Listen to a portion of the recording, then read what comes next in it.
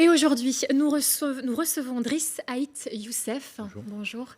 Vous êtes docteur en droit, spécialiste des questions de terrorisme. Alors nous allons évoquer ensemble l'itinéraire justement du terroriste présumé du marché de Noël de Berlin. Il se précise 4 jours de cavale qui mènent Anis Amri de Berlin à Milan, en passant par plusieurs pays, avant d'être abattu par les forces de police italiennes. Retour sur sa cavale avec Amila Begz. C'est à bord de l'un de ces autocars de la société Flixbus qu'Anis Amri a pu rejoindre la France. Le car est parti d'Amsterdam aux Pays-Bas. Le Tunisien de 24 ans embarque un peu plus loin dans la commune de Nimègue, à la frontière allemande. Ça veut dire qu'Anis Amri a vraisemblablement pu emprunter ce car sans que son identité soit vérifiée à aucun moment pendant le trajet, alors qu'il faisait l'objet d'un mandat d'arrêt européen, il faut le rappeler. Deuxièmement, vraisemblablement, ses affaires, son sac à dos n'a pas été fouillé alors qu'il voyageait avec un pistolet automatique sur lui. Après une quinzaine d'heures de trajet, Anis Amri arrive à la gare de Lyon-Part-Dieu. C'est ensuite en train qu'il rejoint Chambéry, puis l'Italie. Il apparaît sur les vidéosurveillances des gares de Turin, puis de Milan où il est abattu par la police. Reste une part d'ombre dans son trajet, la première partie de sa fuite entre Berlin et Nimègue, un élément important pour les policiers qui recherchent toujours d'éventuels complices.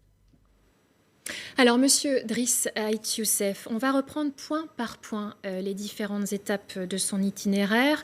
On l'a vu dans le reportage. Donc, on l'a d'abord vu à Nimègue, aux Pays-Bas, puis en France, à Lyon et à Chambéry, puis enfin en Italie, à Turin et à Milan, où il a été tué. On découvre ensemble la carte de son périple.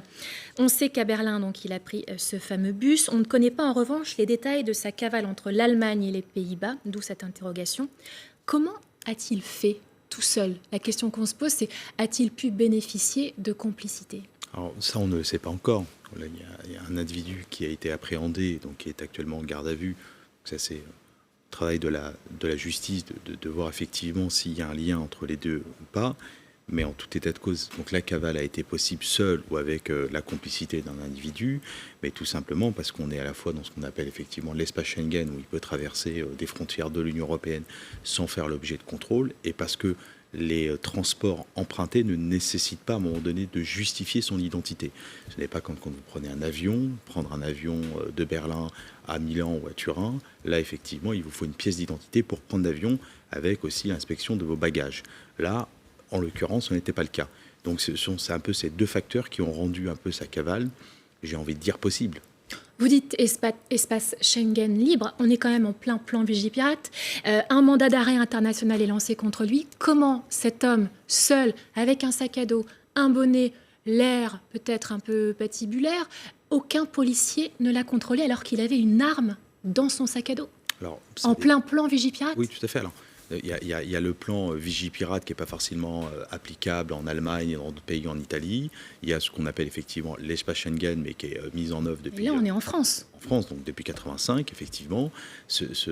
D'abord, l'espace Schengen, donc depuis 85, qui fonctionne, et qui a une problématique qui n'est pas uniquement en matière de terrorisme, y compris en matière de flux migratoires, en matière de blanchiment d'argent, en matière de grande criminalité. L'espace Schengen pose une vraie difficulté, et depuis d'ailleurs de nombreuses années. Ensuite, sur effectivement le réseau intérieur, la difficulté, c'est qu'on est quand même en état d'urgence, on mobilise beaucoup d'effectifs et j'ai envie de dire, malgré les nombreuses déclarations à la fois du président de la République, mais également du ministre de l'Intérieur, beaucoup d'effectifs sont déployés. Si on regarde un peu dans le détail, côté puissance publique, côté État, c'est plutôt la direction centrale de la police aux frontières qui mobilise un service qui s'appelle le service national de la police des transports, avec des pagots, avec des services plus ou moins régionaux, il y a à peu près 2000 personnes. Et puis ensuite, en termes de sécurité privée, la SNCF, la RATP, dispose d'un service de sécurité interne avec environ 2800 agents. Mais vous me direz, ce n'est pas suffisant compte tenu des millions de voyageurs qui transitent sur notre territoire. Mais là encore, dire qu'on va contrôler ou qu'on peut contrôler tout le monde est une illusion. On ne peut pas contrôler tous les voyageurs qui rentrent dans notre territoire. Donc forcément, selon à l'heure à laquelle, par quel train vous allez transiter par Lyon et puis ensuite par Chambéry, bon, bah, vous allez toujours avoir, peut-être si vous transitez le soir, et toujours avoir un peu moins d'effectifs sur les réseaux ferrés. Driss Ait Youssef, pour éclairer nos téléspectateurs, vous parlez donc de l'espace Schengen en quelques mots. C'est quoi l'espace Schengen? C'est un accord qui a débuté en 1995, mais qui n'a fait l'objet d'une ratification que bien plus tard, entre un certain nombre de pays, là aujourd'hui les pays européens, c'est-à-dire les 27, qui aujourd'hui permet à des citoyens européens et non européens de pouvoir circuler à l'intérieur des pays européens librement. À partir du moment où, par exemple, vous passez des États-Unis par la France, une fois que vous êtes en France, vous pouvez aller en Espagne, en Italie, sans faire l'objet de contrôle à la frontière. Ça veut dire que ce fameux mandat d'arrêt international ne sert à rien dans l'espace Schengen? Il sert que si vous êtes contrôlé. Si vous faites l'objet d'un contrôle d'identité, à ce moment-là, effectivement, dans l'ordinateur, on va voir que vous avez un mandat d'arrêt. Et le mandat d'arrêt va s'appliquer, vous serez mis en état d'arrestation si vous êtes arrêté en Suisse, si vous êtes arrêté en Italie, si vous êtes arrêté en Allemagne. Mais ce n'est pas parce que vous avez un mandat d'arrêt européen que vous ne pouvez plus circuler. Non, ce n'est pas la vérité. Et aujourd'hui, l'espace Schengen, on a tendance à mettre un peu en cause, mais c'est vrai qu'on le fait assez régulièrement dans notre pays. C'est-à-dire quand on a le chômage qui augmente, on dit c'est toujours la faute de l'Union européenne. Voilà, c'est vrai qu'on a une difficulté vis-à-vis de... Mais ce n'est pas la cause du terrorisme dans notre pays et en Europe. C'est-à-dire que ce n'est pas l'espace Schengen qui a créé le terrorisme. Donc à un moment donné, il faut regarder les choses en face. Alors, vous restez avec nous. Vous parliez de la faute de l'espace Schengen ou pas. On va retrouver Catherine André à Montgenèvre, où justement le Premier ministre Bruno Le Roux s'est rendu sur un poste de contrôle aux frontières. Le ministre, comment a-t-il réagi justement aux accusations de laxisme des forces de l'ordre dans la cavale d'Anis Amri? Bruno Le Roux, le ministre de l'Intérieur, bien sûr. En tout cas, toute la journée, Bruno Le Roux, le ministre de l'Intérieur, s'est refusé à commenter l'itinéraire emprunté par Anis Amri, le principal suspect de l'attaque de Berlin. On sait depuis ce matin qu'il s'est notamment rendu à Lyon via les Pays-Bas. À Amsterdam, il a pris un autocar. Il a ainsi pu traverser la frontière et une partie du territoire français sans être interpellé. Son sac n'a pas été fouillé alors qu'il contenait un pistolet. De quoi relancer les débats sur l'efficacité des contrôles aux frontières dans l'espace Schengen. Sur ce sujet, écoutez le ministre de l'Intérieur. Il faut bien entendu, et nous le faisons depuis novembre 2015, avoir des contrôles qui soient renforcés, tout simplement parce que la situation l'exige. Alors, ce ne sera jamais un contrôle à 100%, mais je veux vous donner simplement un chiffre. Depuis novembre 2015, c'est 83 500 000 contrôles qui ont eu lieu. 83 500 000 contrôles et qui ont donné lieu à 60 000 non-admissions sur le territoire.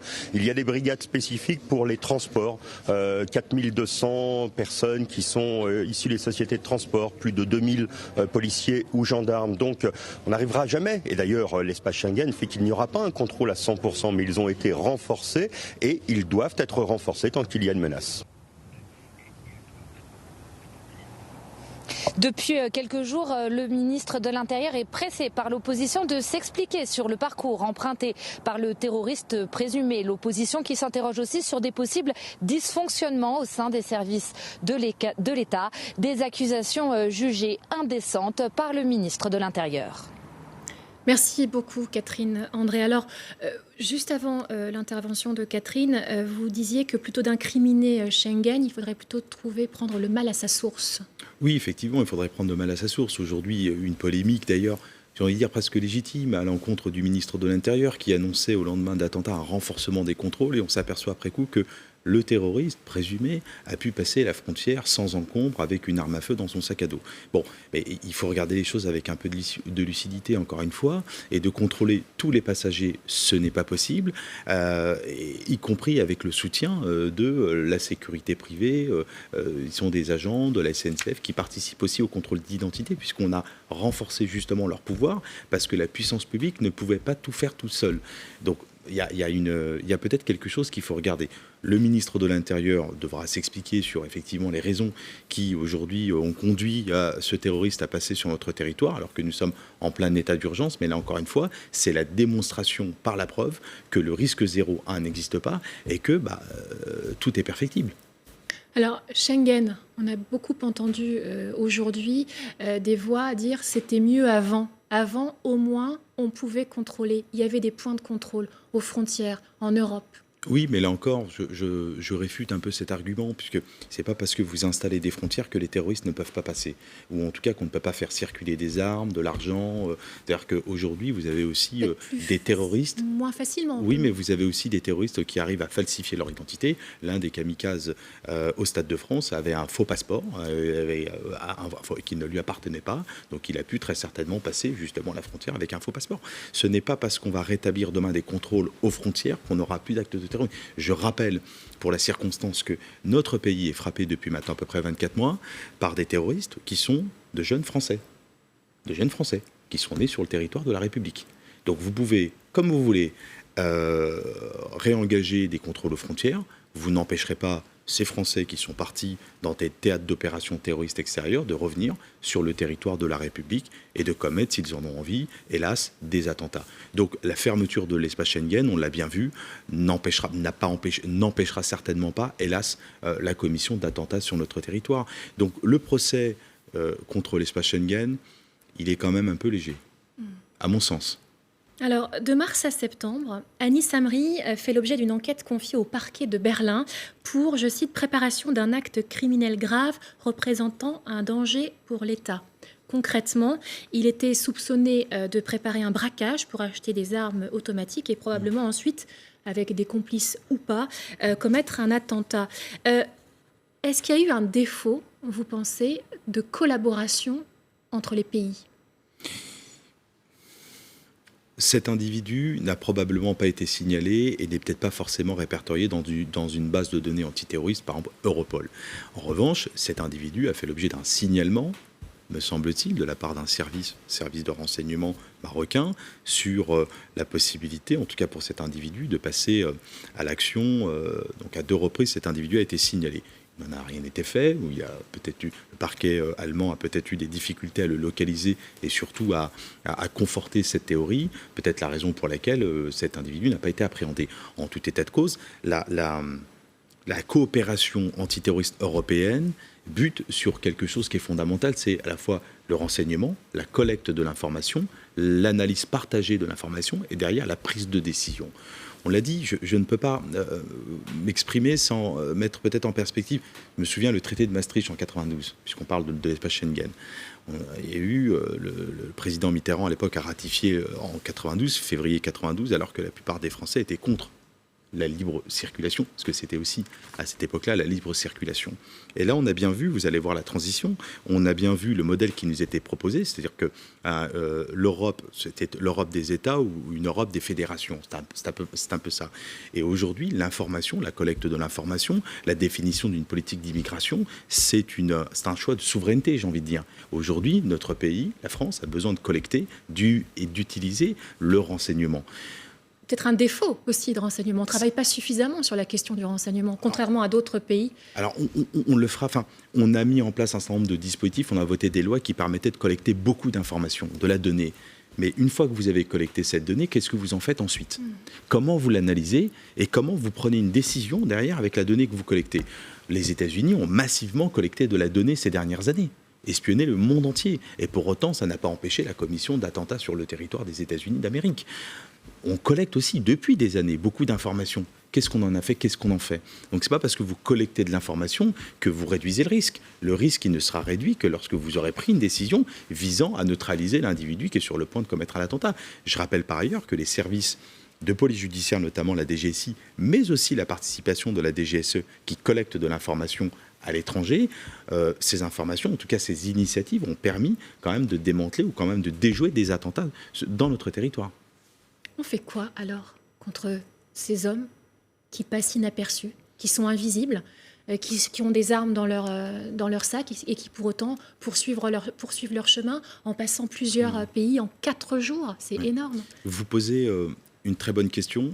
Je ne peux... Enfin, je dissocie à la fois ce que nous vivons, nous, dans notre pays et ce qui s'est passé en Allemagne. Pourquoi ? Parce que l'individu, le terroriste présumé qui est arrivé de Tunisie au lendemain de la Révolution, qui est passé ensuite de l'Italie à l'Allemagne, nous on est dans une problématique qui est complètement différente. On a affaire à une génération qui, on l'a bien vu avec l'attentat, le caillassage des policiers récemment dans l'Essonne, dont vous avez fait effectivement un écho. On a une problématique avec la jeune génération. de considérer avec l'état d'urgence, avec l'arsenal juridique, avec l'augmentation des effectifs de police, équiper les effectifs de police, que ce soit de police judiciaire ou de sécurité publique, ça ne suffira pas et il faut à un moment donné prendre de la hauteur.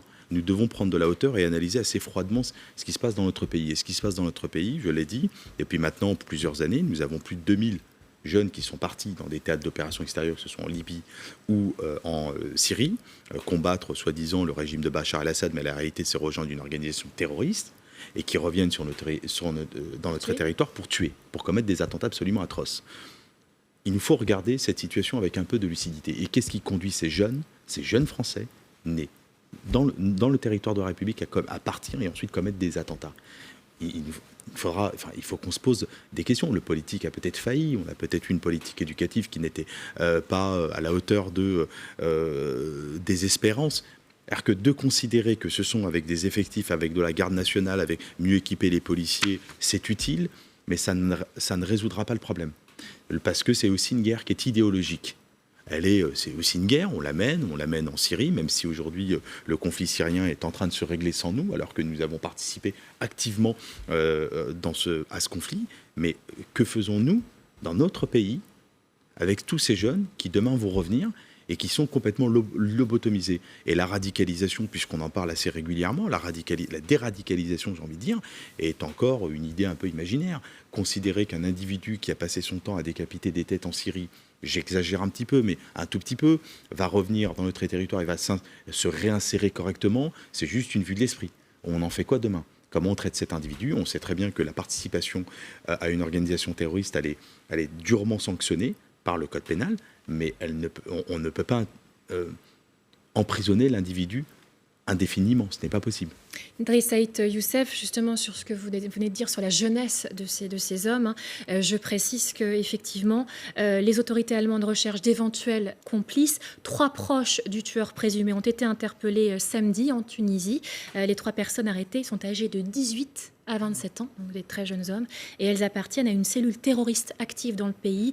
Un neveu d'Amri figure d'ailleurs parmi ces 3 complices, et ce dernier a avoué être en contact avec son oncle via l'application cryptée Telegram.